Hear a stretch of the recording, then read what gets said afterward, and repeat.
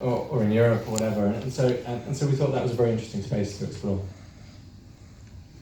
Thank you very much. The underworld of criminal organization is a vivid character in your show, and a very scary one too.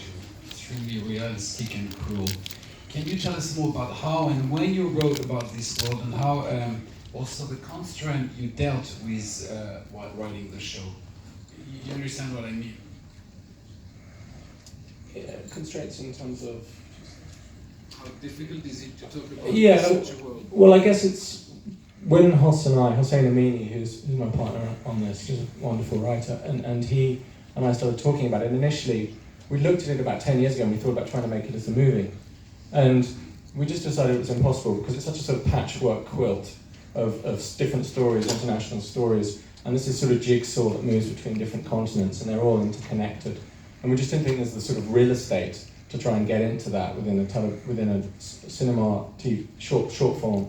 So we thought, well, in terms of television, we can really dig into that, and we can dig into the stories, and we can see how, a woman getting trafficked in the Negev desert can be affected, somebody transferring some money in London, and how when that money transfers, it goes through the Cayman Islands, and then how that can buy drugs in India, Pakistan, and how when those drugs come through, that can then be converted into weapons that are exported into Africa, and so it's all those kind of that global world, that interconnectivity of that world was something that we really focused on.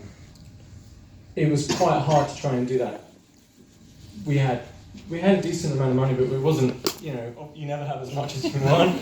So, we did a lot. So it's like we weren't going to all these places, but we were trying to think, okay, how can we fake it? So, so you end up in Croatia trying to film the desert, and you find an island that looks. So logistically, I think we shot in 12 countries. It was very, very difficult logistically, and to try and do that, we weren't doing it on a massive American movie budget, but it was, it's the BBC. It's a public service provider, and they're brilliant, but obviously we have to be mindful and accountable. So that was a real big challenge, but it was a great challenge.